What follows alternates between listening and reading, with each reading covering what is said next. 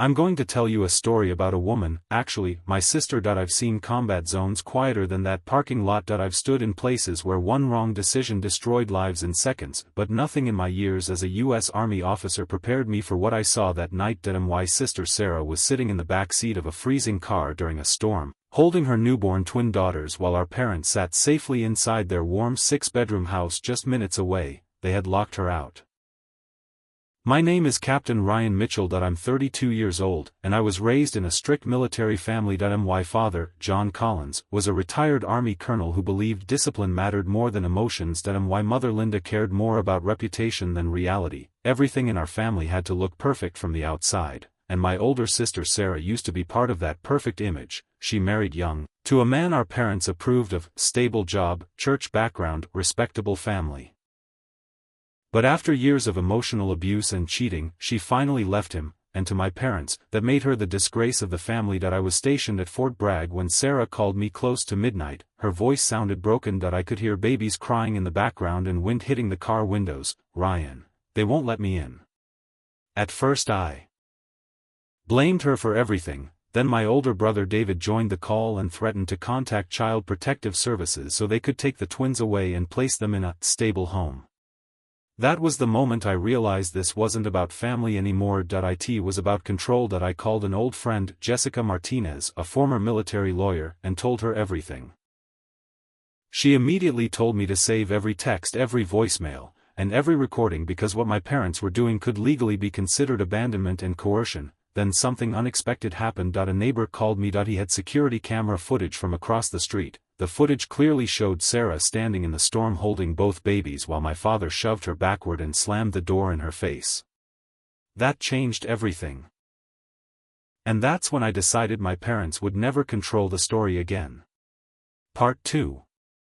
A few days later, my father hosted a massive retirement gala. Half the city was there, military officers, church leaders, businessmen, everyone who respected the Collins family. My parents thought I was attending to support them. They had no idea why I really came. The ballroom looked perfect, golden lights, expensive suits, smiling faces, my father standing proudly on stage talking about honor, discipline, and family values. Then he invited me onto the stage. My mother smiled proudly because she thought I was about to praise the family. Instead, I pulled out my phone and connected it to the projector behind us. The room went silent as the security footage appeared on the giant screen. Rain poured across the video. My sister Sarah stood outside the house soaked and shaking while holding her newborn twins. Then everyone watched my father push her backward before slamming the door in her face. The sound echoed through the ballroom like a gunshot. People stared in shock. Then I played the audio recording from the hospital call. My father threatening me. My mother blaming the babies. My brother David talking about taking the twins away through CPS. You could feel the entire room changing. People started stepping away from my parents. Some looked disgusted, others looked furious. My father tried to stop me, but it was too late. For the first time in his life, he couldn't control the narrative anymore. One of his military friends stepped forward and quietly asked him, "Is this true?" My father said nothing, because he couldn't deny it. I looked around the room and said, "Family isn't about reputation, family is who protects you when it costs something." Then I told everyone the twins had nearly ended up hospitalized because of what my parents did. The room fell completely silent. My mother tried claiming there was more context, but nobody wanted to hear excuses anymore. People began leaving the gala early. My father's perfect image collapsed right there in front of everyone. The next morning, calls started pouring in from military contacts, family friends, and community leaders. Some supported me quietly, others completely cut ties with my parents. Then came the court hearing, with the hospital records, the recordings, and the security footage. The judge immediately granted temporary guardianship of the twins to me while Sarah rebuilt her life. Even CPS began investigating my parents instead of Sarah.